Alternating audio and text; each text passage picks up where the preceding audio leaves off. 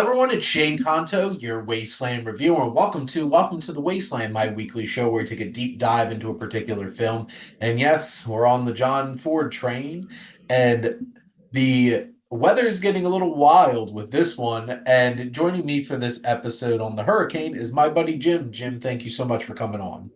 Thanks for having me, Shane. I think we're on the John Ford outrigger today.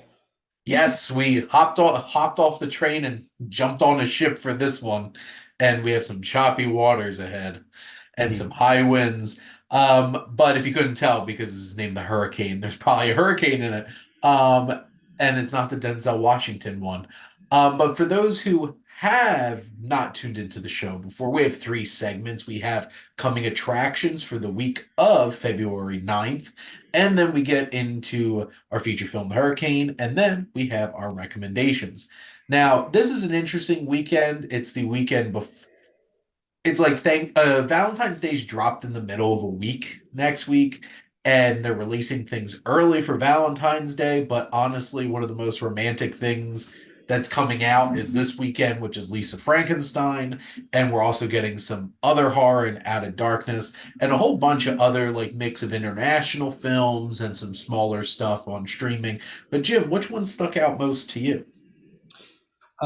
I chose The Taste of Things, uh, French film, which is their offering for international film at the Oscars this year. I just found out. I love Chef's Table. It's like my favorite thing on Netflix. It Nice. really, not every episode, but like, uh, and I know they have like a series just for France too, and I haven't even delved into that. But yeah, this looks beautiful, and it looks kind of like a period piece too. I don't know when it's set, Mhm. but it looks like late 19th century, early turn of the century, maybe. Yeah, Um, I know one, the food looks amazing based off of the trailer. yes, it does. Two, Juliette Binoche is in it. So that's pretty big in terms of French cinema. And yeah, I've heard good buzz, minus some people. I know one person who thought it was boring apparently. But like it definitely seems like it's more of like a taking its pace kind of it's called a IMDb says it's a feel-good romance period drama. So there you go. And And it's directed by a Vietnamese person. I know nothing about this I did director, notice that, which was including how interesting. to pronounce their name. So yeah, that'll be cool. What about you, Shane? What are you looking forward to this week I in terms also of have another international film. This fun? one, this apparently released around like certain countries a year or two ago, but I am so excited that it looks like we're finally getting Ennio coming to America, which is the Giuseppe Tornatore directed epic bio documentary about Ennio Morricone.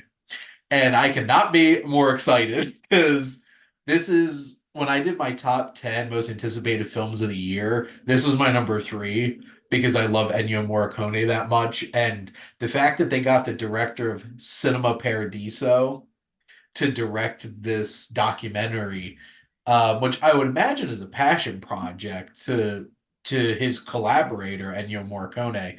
I just cannot wait to like dive in. I am a big fan of any kind of documentary that's about film. Just watched one, Dario Argento Panico, that came out on Shutter, which was really cool. And I'm very excited for this. And I have no idea when it's getting like where it's being released this weekend, if it'll be anywhere near me, or when it comes out on like streaming or VOD. But whenever it comes anywhere near me, I'm down. I want to see this movie. Cool. Directed by Giuseppe Tornatore. Is that how you pronounce Yep. his name? Who made arguably one of the greatest Italian films of all time with Cinema Paradiso, which I did use the love theme from at my wedding Oh, nice. because it's classy. Uh, but I can't wait for this documentary to come around. Um, The only distributor information was the Italian company. And did I try to navigate an Italian website to send an email to them? Yes, yes, I did. Of course you did. I would not be deterred. But those are a couple of films we're excited about. I did see Lisa Frankenstein. I had a nice time with it. I enjoyed it a lot. So hopefully people show that one some love. Also saw Out of Darkness. I think it's a pretty like trimmed down good horror thriller. And it's under like 90 minutes, so it's like lean. So there's some good stuff coming out this weekend. Box office needs it because Argyle just bombed, and the weekend before, nothing made $7 million. So not looking great. But Everybody's pacing themselves, waiting for Dune. waiting for You they're gonna wait the whole month of February just building up for Dune. know. Sundance just wrapped up, so Yep. some of us are kind of maybe a little fatigued on I even gut watched punch 20 short films. films in a row last Friday, and I'm And like, that. that's almost like, well, so I watched the nonfiction program. That's all I Okay. got to see of the Sundance shorts. And they weren't all super heavy, which I appreciated. But like if we were gonna stereotype a Sundance film, it would be like weird and heavy, right? Like those are kind of the two beats that have to Oh, be hit. Bug So that can Diner be a lot, you know? certainly is weird. Which that one definitely got some attention. It was a lot hornier than I expected from a bunch of bugs. It was a strange one, but we're here to talk about The Hurricane from 1937, which is a John Ford film produced by Samuel Goldwyn. And this is heavily known for its special effects in its third act, portraying an actual hurricane. It's about a Polynesian man who is wrongfully imprisoned. You might be confused when the synopsis says a Polynesian man is imprisoned because sure doesn't look like he's Polynesian, but we'll get to that in a bit. This is based on a novel starring Dorothy Lamour, John Hall, who's our Polynesian character, and also the beloved and critically acclaimed character actor Thomas Mitchell, who has certainly made a big splash in terms of supporting roles at this time. In a year or two after this, he would win Best Supporting Actor for Stagecoach. And this was nominated for 3 Academy Awards, including sound recording, which not surprised about that, music, not surprised about that, and supporting actor Thomas Mitchell. So got some of that love. But Jim, what are some of your general thoughts on the Hurricane? Thomas Mitchell played the drunk doctor, is that correct? Yes. Uh-huh. So yeah, his face was familiar. I've definitely seen him in. Well, I've seen Stagecoach, obvious. He's the uncle in It's a Wonderful Life as Yes. well, the bumbling one. Gone with the Wind. Mr. Smith Goes to Washington. I've seen Yep. all those movies. He So was like premier supporting actor in this time of film. yeah, at first I was hearing his voice and I thought, oh, like all these actors sound the same. All these old black and white movies, the female protagonists all have the same. They sound like they all sound the same essentially. Yep. Let's not single out one. But yeah, his voice, I probably just recognized it from some of the films I've seen him in. What do I have? I took a page of notes. I circled racism, Mhm. which yeah, we can get into that. Law slash justice. Mhm. There were some interesting takes on right and wrong and criminality, I guess, in the film. Yeah, the hurricane sequence, crazy. I was really surprised to learn that the film was done in California, in Hollywood, Mhm. and only there were some shots done of American Samoa or American Polynesia or something. Wouldn't be But surprised if it was American Samoa. So, the character actors they all did their thing in California.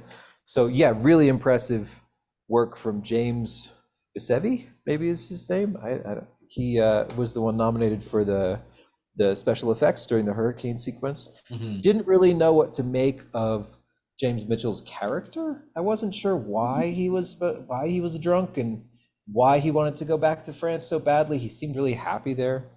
Um, Oh yeah, I put a Overall, big yeah, question really mark. positive. These are French people? Question Oh, right. mark. Exactly. These are French Polynesia. Exactly. Well, Yeah, it I have some thoughts as to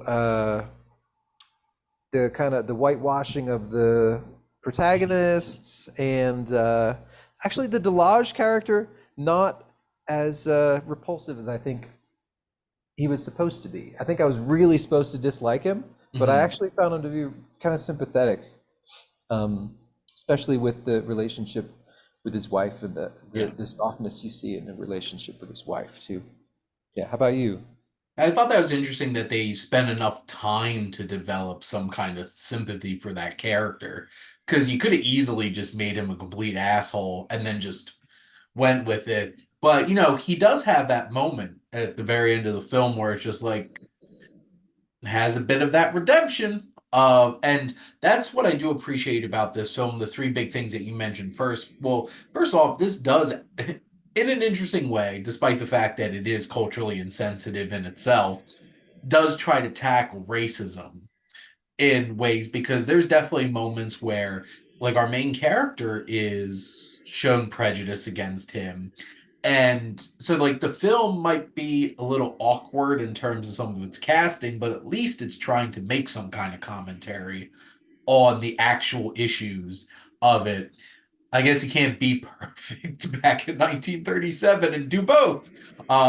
And have accurate casting and also tackle racism. I do think that this was a very interesting exercise in the idea of law versus justice because our French magistrate guy is so like lawful neutral.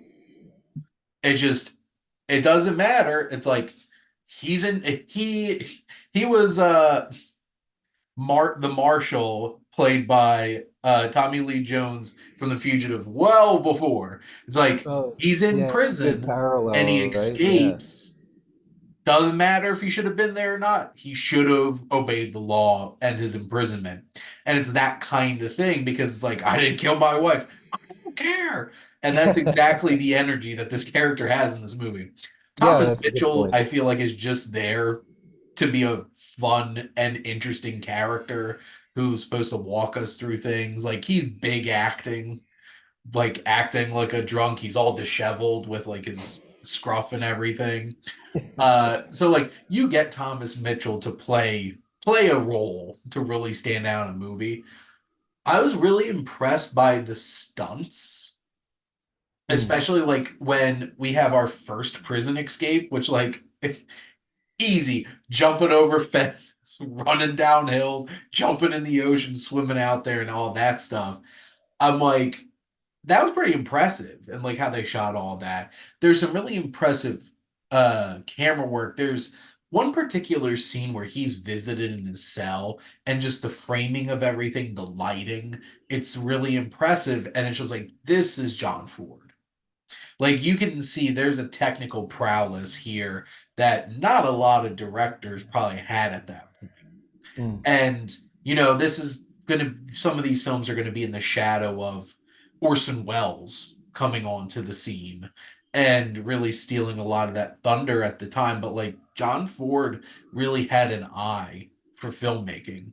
And how the hell they put that hurricane sequence together at the end is insane. The practical, because that's the thing, you don't have CGI here. This is all practical effects. The tree, like collapsing church, all of this stuff is just like this is all actual sets that they Yeah, set up. I was thinking some of it must have been in miniature, but then I saw the tree is floating away with people moving around on it. Yeah, I was like, oh shit, like yeah, that's actually happening.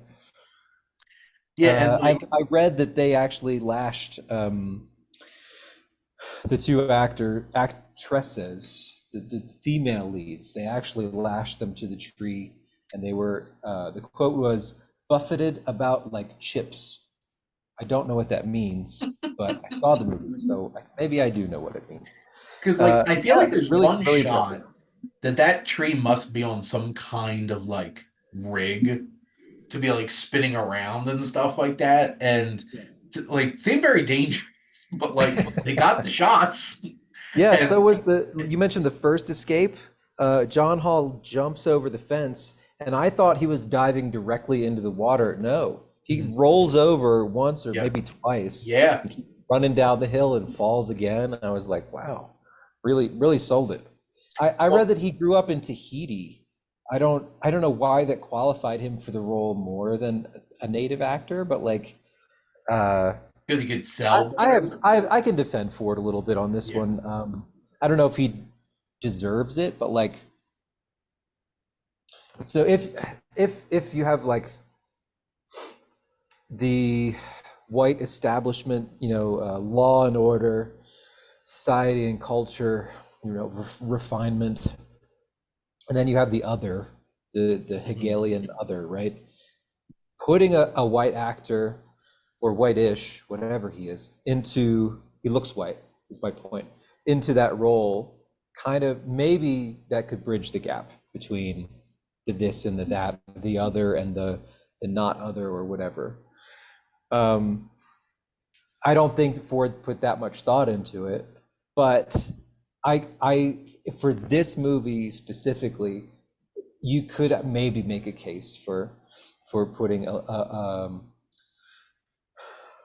white or non-native, at least, actor into Mhm. that role. But I don't think he wasn't like a leading man at that point. He wasn't experienced in acting either. So I'm they wondering could if he got they it could have because of like probably the gone stunt. out and found someone. Yeah. Oh, you think he was like I read that he was credited under a different name for a couple other films, but I don't know Interesting. what his roles were, what the stunts looked like, and Well, how big. so apparently he's the son of a Tahitian princess.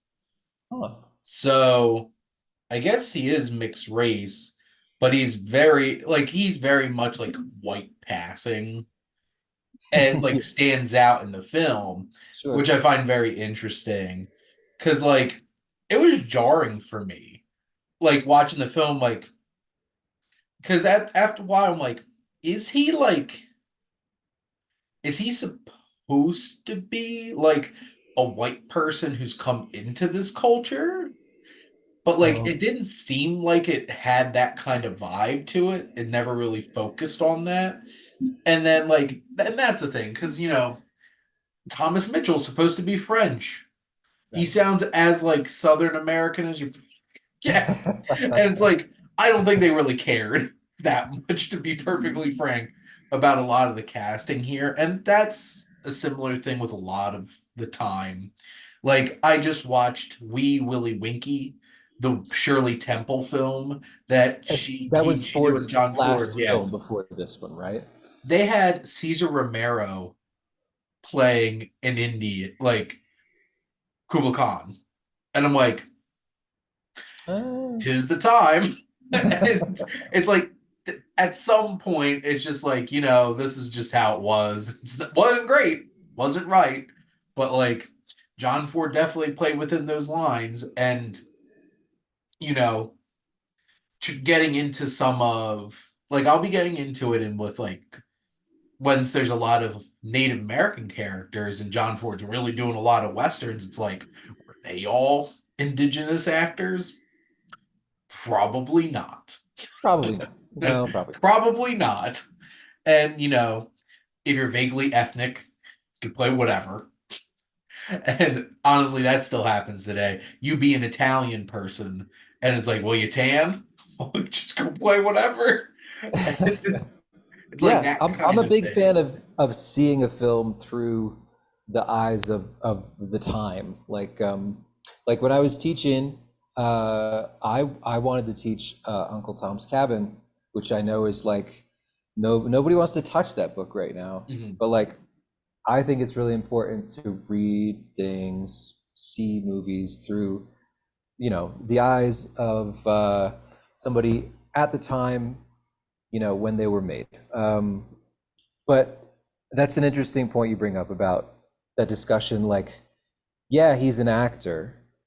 Like, a man playing a woman, or a white person playing a black person, or a non, uh, like someone playing an autistic character, or someone with Down syndrome, or a straight character playing a gay character. Like, there's a lot of gray areas that, and these are kind of very timely issues now in the Yeah. 2020s, right? People get upset if you don't have a non-binary person playing a non-binary character, but it is acting, right? So I Which don't my I don't really biggest know thing where for to. this film was that they did not, I don't, from what I could tell, I don't think they like changed up what he looked like. Which, like, John Hall looked like he was just generally himself. At least they didn't put on like brown face or anything like that. True. Yeah, good point. And because it'll be the first time, there's at least one John Ford film that I watched so far that had like very obvious blackface in it. It was like a minstrel show. And I'm like, Yeah. well, here we go. And also it had nothing to do with the rest of the movie. I'm like, why was this in here? And but like this film, I feel like has a good, strong, taking away like all the casting and stuff, this is a good, strong story. And like a good prison story is great. Prison escape story is great. The building up to this incredible special effects heavy third act was really impressive. And from like a technical standpoint, this really hit.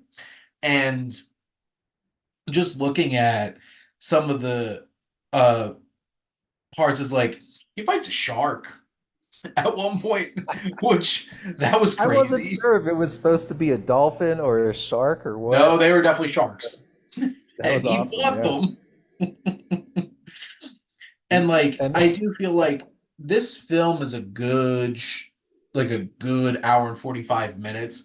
I do feel like there was some pacing issues, especially in the latter part of the second act, as we were trying to bridge the gap from when he escapes to when the hurricane hits.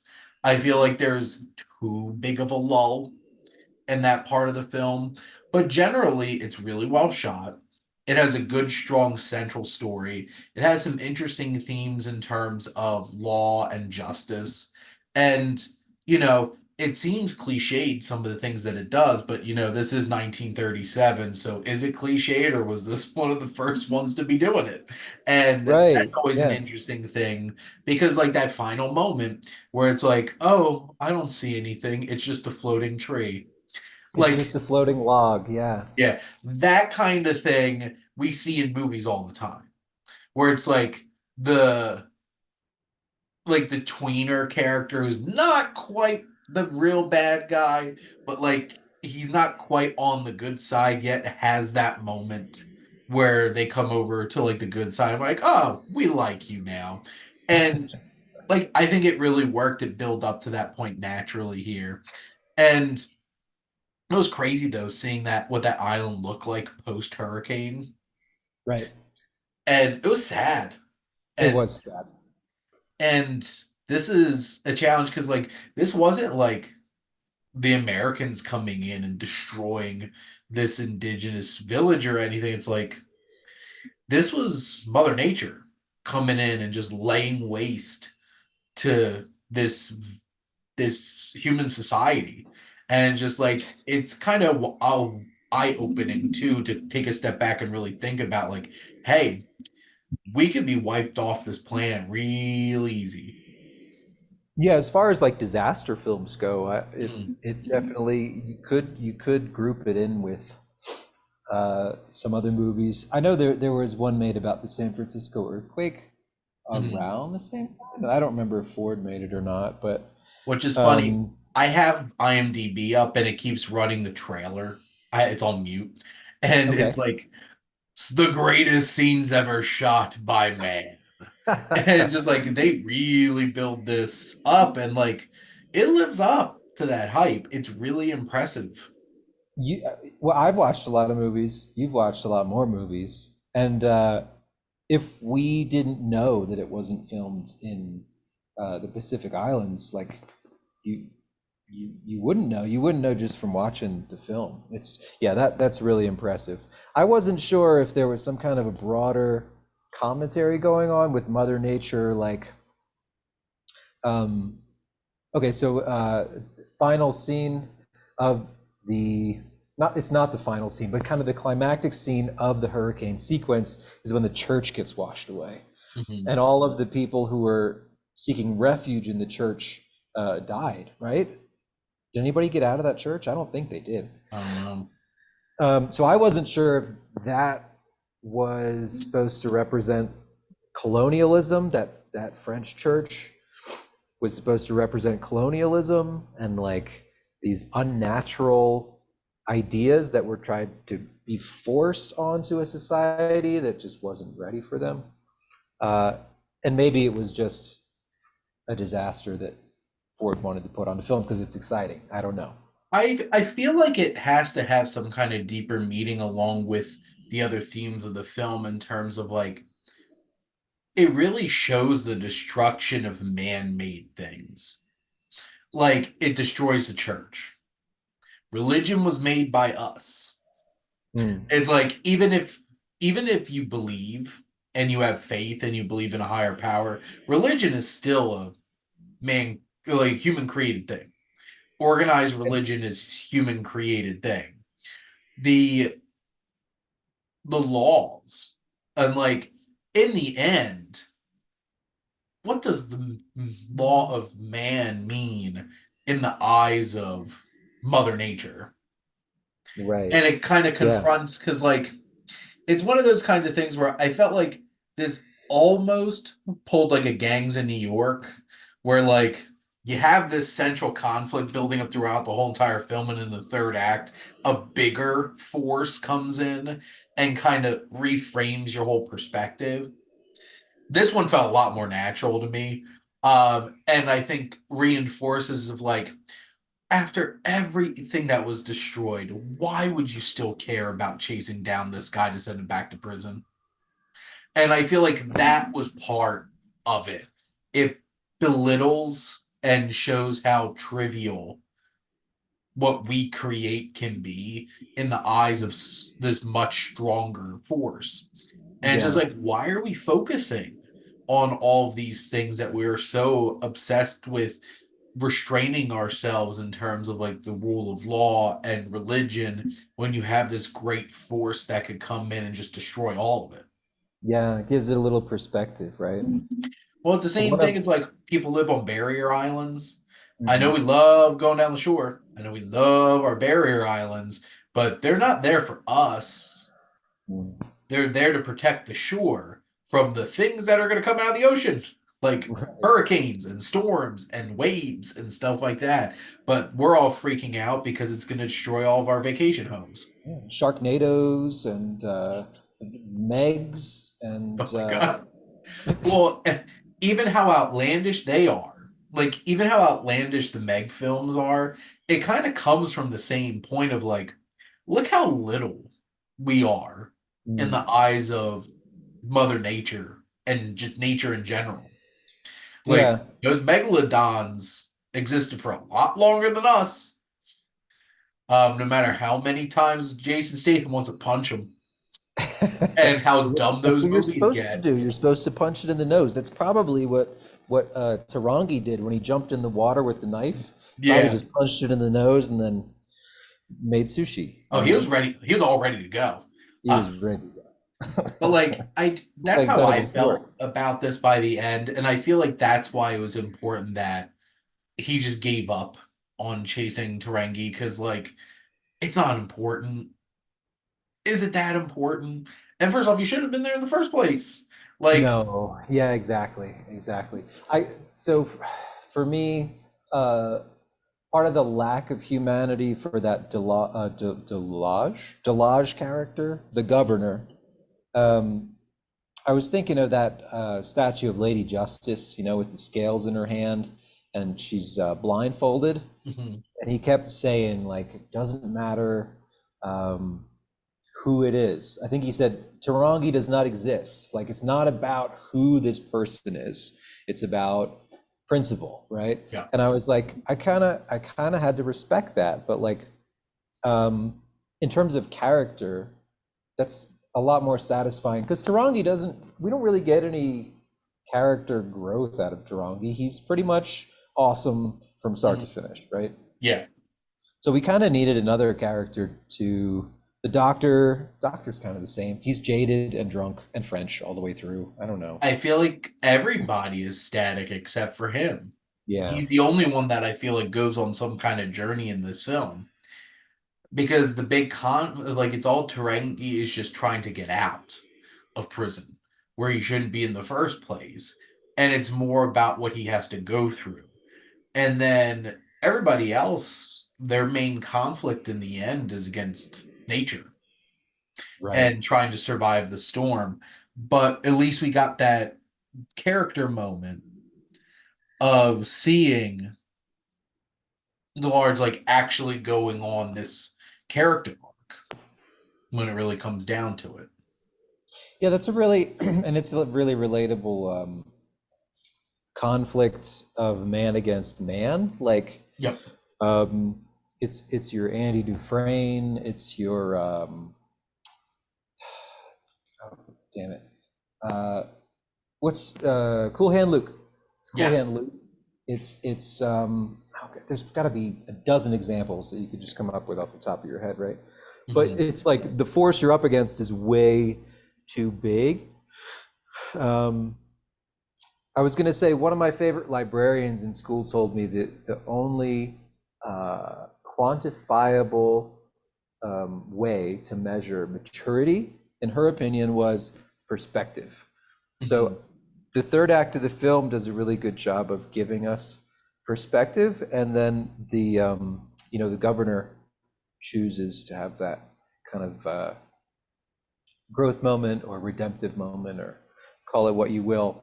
But yeah, it does a good job of putting things in perspective. Yeah, it does. Religion and law, both. Yeah, I like that you said that for sure. I was thinking this was a really progressive take on criminality, but it isn't really, I guess. Um, there was a quote I wrote down where they said Tarangi was going to take his medicine. They were talking about his punishment as if it were good for him, and it was really well done in that I knew it was supposed to feel backward, and I was supposed to be just repulsed by that. Shout out to John Carradine though, as The that warden. warden. I'm a Yeah. fan of all the Carradines, even when their accents are terrible. It's interesting seeing like some big name people popping up into some smaller roles like that. But I think this film generally works pretty well for itself. There's some simplified things, like we have a pretty simplified protagonist. And, there's some awkwardness in terms of how this aged, but just the themes and the special effects and the action of it all really work. And that's one thing I do. Uh, I am impressed by John Ford being able to dabble in a lot of different kinds of genres. And this is definitely like, it's a disaster movie. It's also a prison break film. And Hmm. like being to put that all together. It's also humanity against nature film. It's got, Yep. yeah, so that is a little bit more sophisticated in, as far as storytelling, that you have one conflict kind of just disappearing into the other. Mhm. That's that third act of Gangs of New York. Is it the vote? Is there like a riot of some kind? It's A the because like you build up this whole entire movie about this revenge plot, and then it turns into a giant riot, Yeah, and cannonballs are coming in, and like, do we really care anymore about these two guys and their squabble when like all these people are getting slaughtered throughout the city, and it's that's that true. kind of thing. I do remember feeling really let down by the final fight between those two in Gangs of New York. I Because in the end, it's not supposed to be about that, but I don't yeah. think Scorsese did a great job of bridging that gap. Honestly, I think John Ford did a lot better job of bridging that gap in this Hmm. than and like setting up the fact that like he has to go up against snake go fights the sharks. He has to swim across the ocean. There's so many things that are like in his way, nature wise, from him being able to get home. Yeah. But yeah, So where are we? Can you situate us in the Ford catalog at this point? Like you yes, said, the previous movie was done with Shirley Temple. A yes, little different. yeah. Which Uh, I have Four Men and a Prayer and Submarine Patrol coming up. But then starting in March, I have Stagecoach, Young Mr. Lincoln, Grapes of Wrath, Long Voyage Home. So like we're getting into some big heavy hitters before he his whole career gets taken over by the military. Which I know, Jim, you'll be coming back on for some of that. I know we're going to be looking at like the Battle of Midway, like actual footage, and not just like he made a movie about Midway. and then, yeah, Uh, I think as long as I can still access that film he did about the Korean War, I'm really interested to see that one. Yeah, really Absolutely. curious to see. So we're going to get some big, heavy early hitters of John Ford and then the war. So it'll be an interesting couple of months. But for our last segment here, welcome to the Wasteland. We have some recommendations. Jim, what would you like to recommend to everybody? Yeah, just off the top of my head, I saw a film yesterday called A Fortunate Man. Um, that's the English title. It is a Danish film, and it's based off of a Nobel winning novel, I believe, of the same name. Um, it's very Barry Lyndon. It's very much about trying to rise up in the world and getting smacked back down again. Um, but there's also uh, so it is a morality tale, but Mhm. it's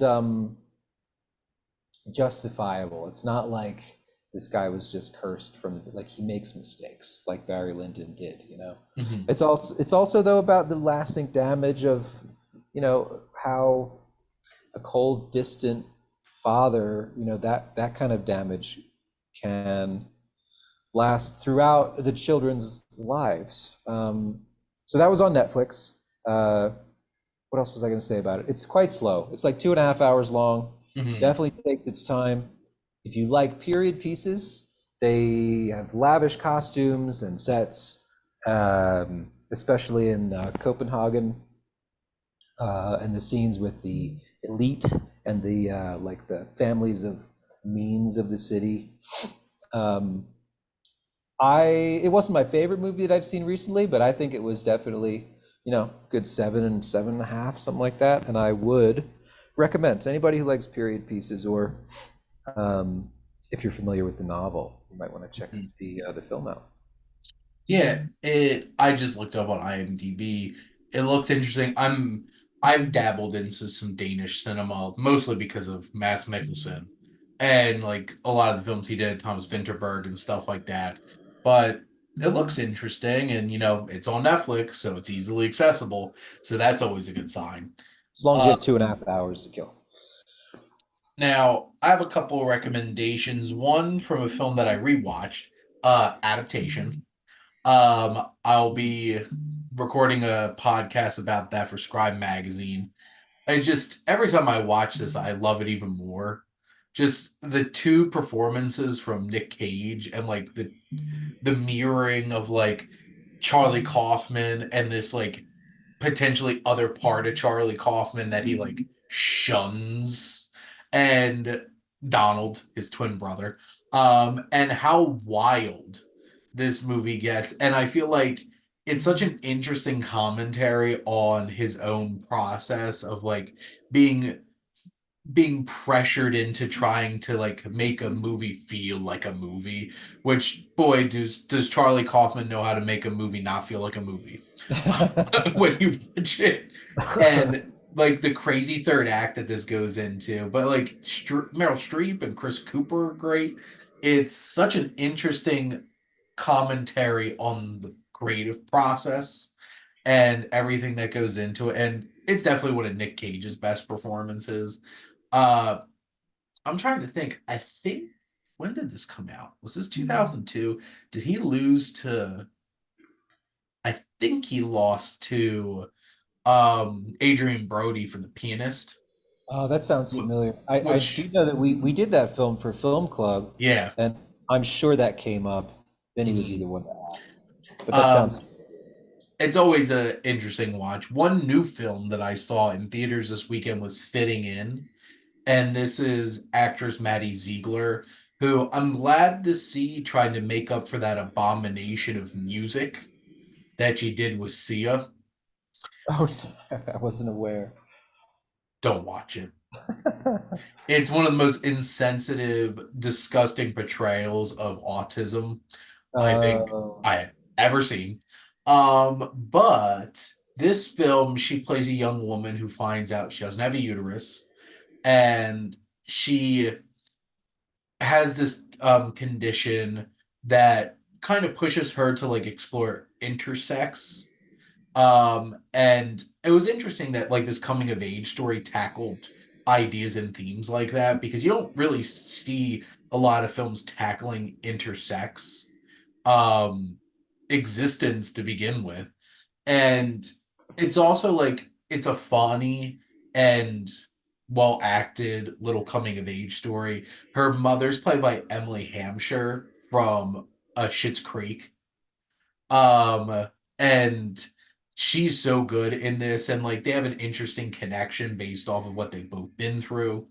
And it definitely hits some of the standard coming of age beats. Like I didn't love the film, but I really enjoyed it. I did think that it did some interesting things, and I think Maddie Ziegler has uh a lot of potential in her future as an actress. So it was definitely one that I enjoyed. This came out the same weekend as Scrambled, which was another um kind of film that it's like it's a rom-com, but it takes on the idea of like this woman's like thinking about freezing her eggs and stuff like that. It was a nice weekend of some smaller films centered around women tackling some things that you don't usually get to tackle in films. They're not usually the kinds of storylines that you see popping up. So that's definitely one I would recommend. And I'm trying my best to catch up with all the films I haven't seen that are nominated for Oscars. So I've been going through some of the documentaries and stuff like that. And one of them was The Last Repair Shop, which is on Disney Plus right now. And not only is it about like this beautiful shop to fix and refurbish instruments, but how they dive into all the lives of the people that work there is very interesting. It's only 40 minutes because it's one of the documentary short films. So I think it was definitely worth a watch. There's definitely some heavy emotional moments to it, a lot more than I expected about a documentary about a repair shop for instruments. So it kind of takes you by surprise, and I'm not surprised that's nominated hmm, for it. And one big one, this hit me real hard, was the ABCs of book banning, hmm. which is up for documentary short film, which is about banning books and this new age fascist culture in America who want to ban a whole bunch of books. And I actually like I cried at the end of it because there's this one moment with this older woman at a board of education meeting and she goes off on these people and I'm like she got me so like filled up with a lot of feelings about it. And I'm like, I'm sad and also like pumped up and all kinds of different stuff in the moment. So it's definitely that one's on Paramount Plus. You can watch it, it's 30 minutes. So definitely trying to dive into a lot of the short films for the Oscars. So go check some out. Some of them are on YouTube, others are more complicated to find. I had to actually rent one on Vimeo. So navigating all that fun stuff. But that's another episode of Welcome to the Wasteland. Jim, thank you so much for coming on. Always a pleasure, Shane. Thanks for having me and making me watch an old black and white movie, as usual. There we go. And thank all of you out there for always tuning in, supporting your Wasteland Reviewer.